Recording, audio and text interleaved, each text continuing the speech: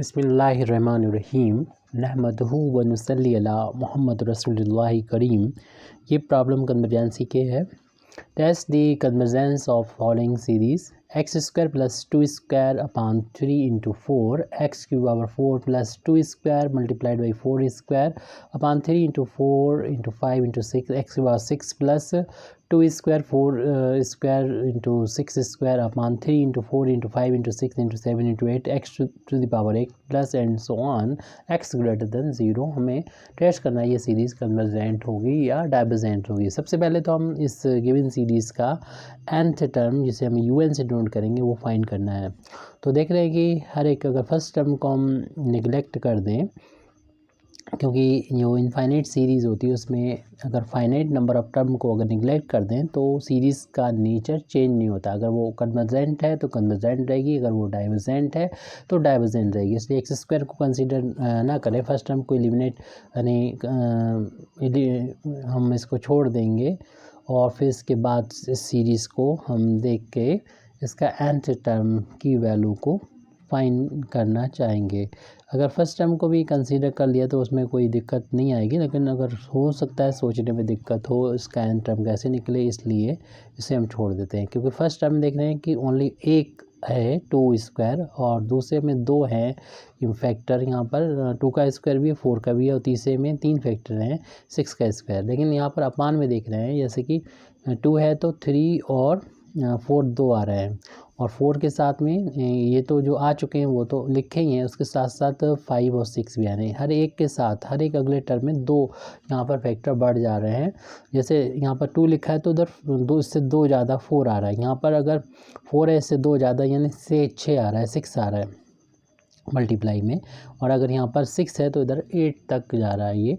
तो ऐसे ही हम यहाँ पर समझ सकते हैं कि एंड सो ऑन यहाँ पर कर रहे हैं। और इस सीरीज़ जो ऊपर सीरीज़ है इसका n टर्म अगर हम 2n लिखेंगे तो फिर इसका स्क्वायर करना होगा और अपान में जो वैल्यू आएगी आपको मालूम है कि इससे 2 ज़्यादा वैल्यू होगी। यानी 4 था तो 6 हो गया, 6 है तो 8 हो गया और यहाँ पर अगर 2n है तो इससे ज़्यादा आएंगे फैक्टर, यानी 2n तो होगा ही। जैसे कि 6 तो यहाँ पर 4 तो है, उसके बाद 2 फैक्टर और आएंगे, एक एक ज़्यादा इससे वैल्यू होगी। यानी 2n तो होगा, साथ में होगा 2n प्लस 1 भी होगा और 2n प्लस 2 भी होगा जो कि इससे 2 ज़्यादा है। इस तरीके से सारे फैक्टर हो गए। अगर हम यहाँ पर इस 2 4 6 का जो जनरल टर्म है 2n निकालेंगे, इस 2 4 6 का जनरल टर्म आप अर्थमेटिकल प्रोग्रेशन का यूज़ करते हुए भी फाइंड कर सकते हैं। यहाँ पर x की जो पावर होगी वही होगी जो यहाँ पर लास्ट में 4 है तो 4 पावर, 6 है तो 6 पावर और 8 है तो 8 पावर और 2n प्लस 2 है तो इसकी पावर भी 2n प्लस 2 होगी। तो इस टर्म इसलिए फर्स्ट टर्म थोड़ा ठीक रहेगा क्योंकि यहाँ पर अपान में इसके कुछ भी नहीं है। अब इसके बाद हम इसका n प्लस 1 टर्म निकालेंगे।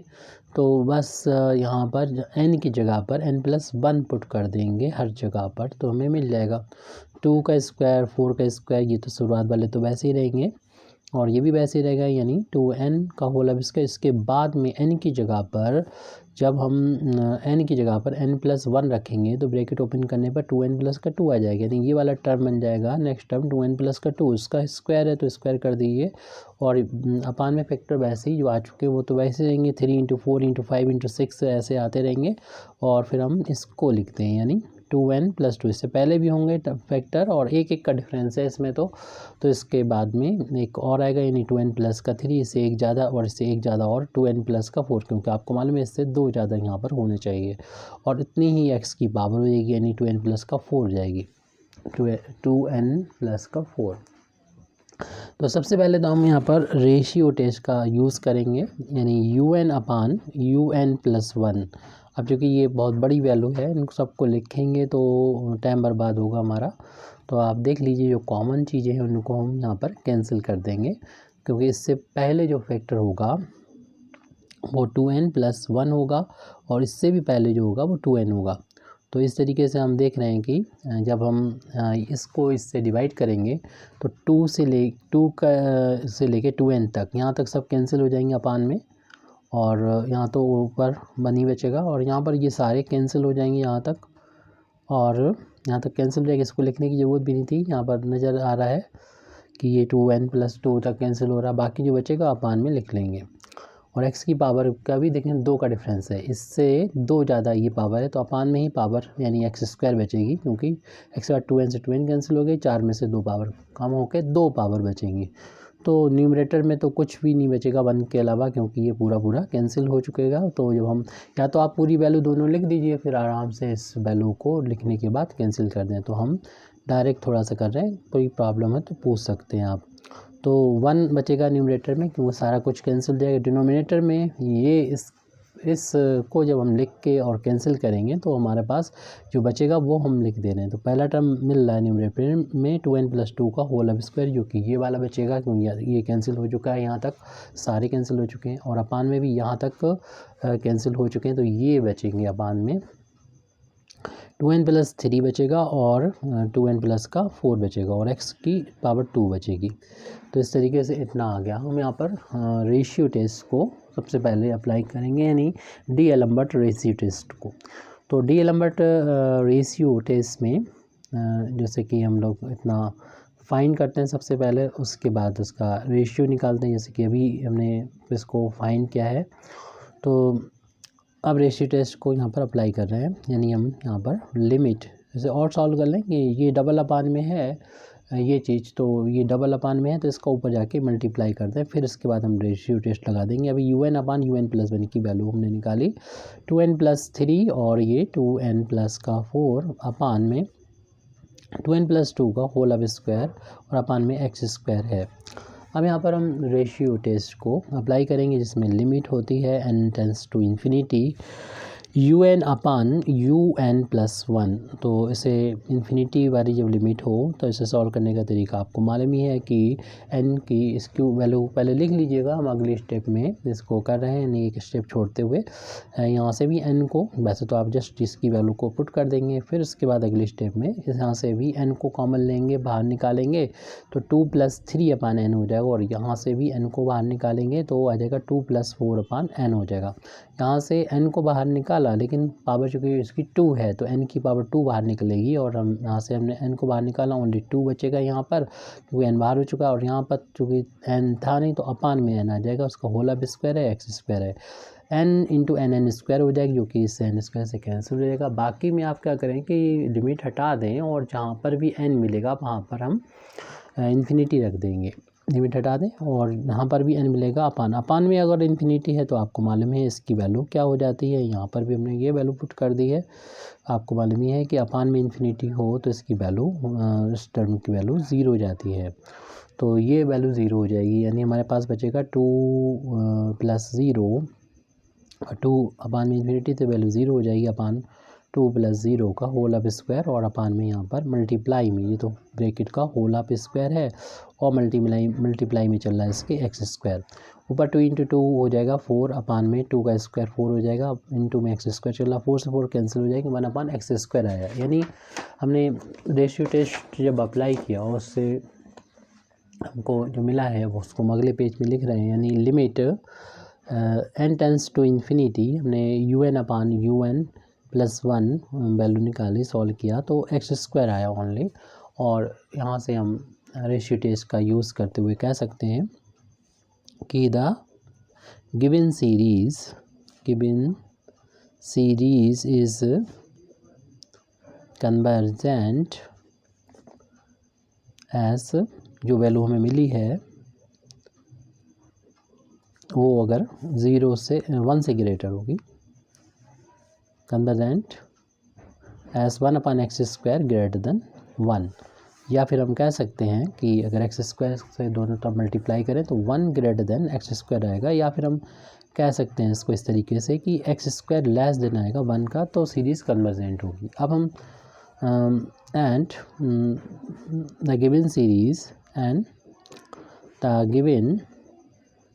Given series is divergent if, या केस करके भी आप इसको लिख सकते हैं, केस फर्स्ट केस सेकंड, कि 1/x² की वैल्यू 1 से ग्रेटर, तो इफ़ 1/x² की वैल्यू 1 से लेस देन होगी, यानी ये पूरी वैल्यू जो है वो 1 से लेस होगी तो सीरीज़ डाइवर्जेंट हो जाएगी। जैसे लिख दिया हमने ऊपर, या फिर हम ऐसे कर दें फिर डैश एक्स स्क्वायर से मल्टीप्लाई करें, 1 लेस देन हो जाएगा एक्स स्क्वायर से, यानी एक्स स्क्वायर को इधर ले गए।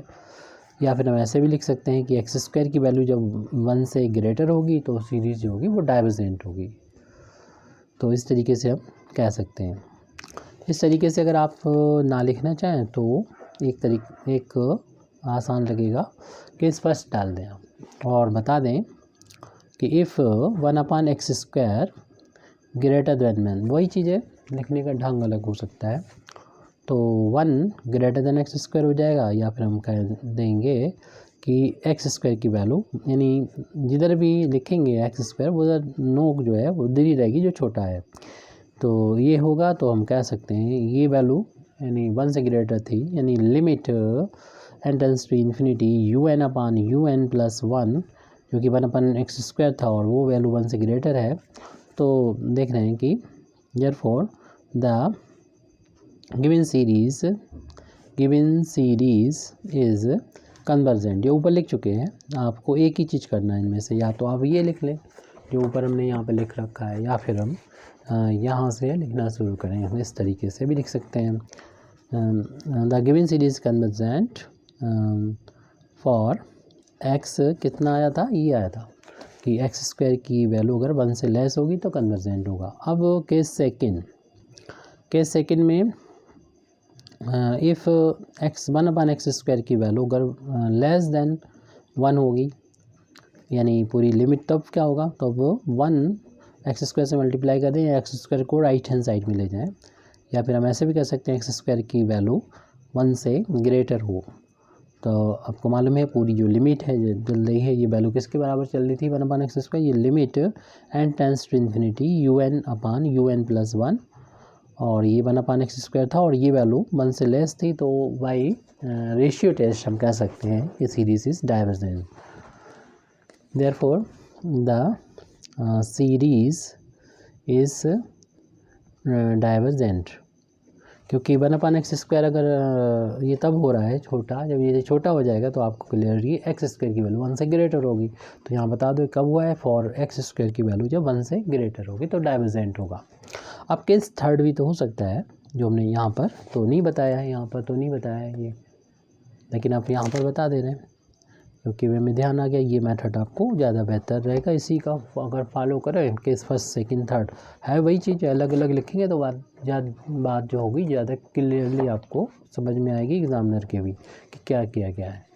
अगर हम 1/x² को 1 के इक्वल ले लेंगे तो x² की वैल्यू 1 के इक्वल आ जाएगी। इसलिए हम कह सकते हैं कि limit n tends to infinity un/un+1 की वैल्यू जो कि 1/x² थी वो 1 के इक्वल आ गई, और ऐसे केस में हमारा जो डी-एलम्बर्ट रेशियो टेस्ट है वो फेल हो जाता है। तो कह देंगे द शॉर्ट में कहते हैं रेशियो टेस्ट फेल हो जाएगा। जब रेशियो टेस्ट फेल हो जाएगा तब हम जाते हैं रेविस टेस्ट के ऊपर भी, जब पावर ज़्यादा ना हो तब उस केस में हम रेविस टेस्ट का यूज़ करेंगे, क्योंकि यहाँ पर रेविस टेस्ट लगाना ही ठीक रहेगा हमारे लिए। तो रेविस टेस्ट में हमें फाइंड करना होता है un/un+1, और उससे पहले हम जब ये टेस्ट किसके लिए हुआ है, ये टेस्ट फेल हुआ है फॉर ये अगर 1/x² हमने 1 के इक्वल लिया है तो इससे सीधा मतलब x² की वैल्यू 1 के इक्वल आ जाएगी। ये x² की वैल्यू जब 1 होती तब रेविस टेस्ट फेल हो जाता है, और रेशियो टेस्ट फेल हो गया था, और अब हम रेविस टेस्ट अप्लाई करने वाले हैं। तो उसके लिए इस वैल्यू को हम जहाँ पर हमने un/un+1 पीछे फाइंड किया था वहाँ पर इस वैल्यू को पुट करेंगे।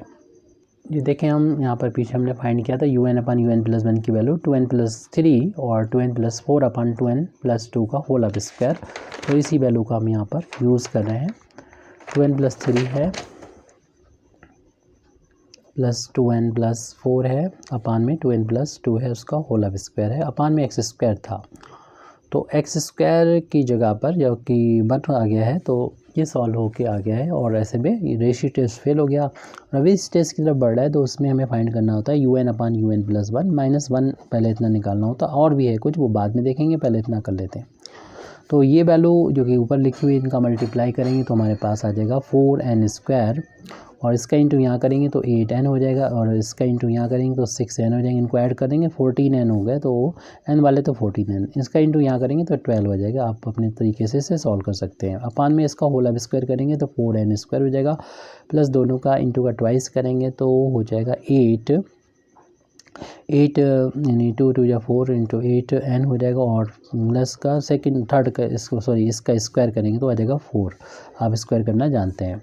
माइनस का 1 ये है वो लिखा, अपान 1 करते हुए इनका एलसीएम ले लेंगे। एलसीएम यहाँ पर हो जाएगा 4n² एलसीएम हो जाएगा 8n प्लस का 4, ये पूरा ब्रेकेट एलसीएम है। इस 1 का इधर इंटू होगा जो कि मिलेगा 4n² प्लस का 14n प्लस का 12, और इसका इंटू यहाँ पर हो जाएगा, यानी 4n² plus 8n plus 4। Bracket open करने पर 4n² से 4n² कैंसिल हो जाएगा।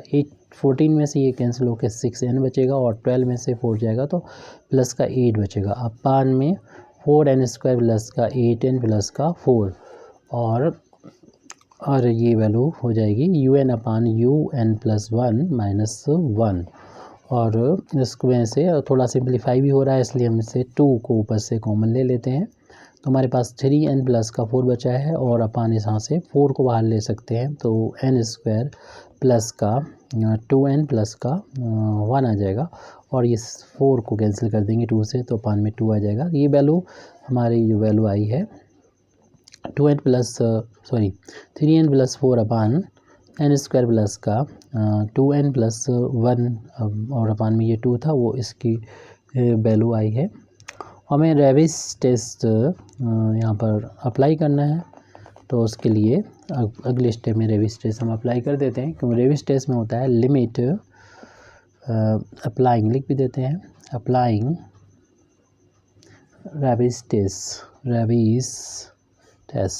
रेविस टेस्ट में क्या होता है, लिमिट हमेशा n टेंड्स टू इन्फिनिटी ही रहती है यहाँ पर, और n, और जो भी हमें फाइंड किया हमने un अपान un प्लस 1 और माइनस 1, ये वैल्यू।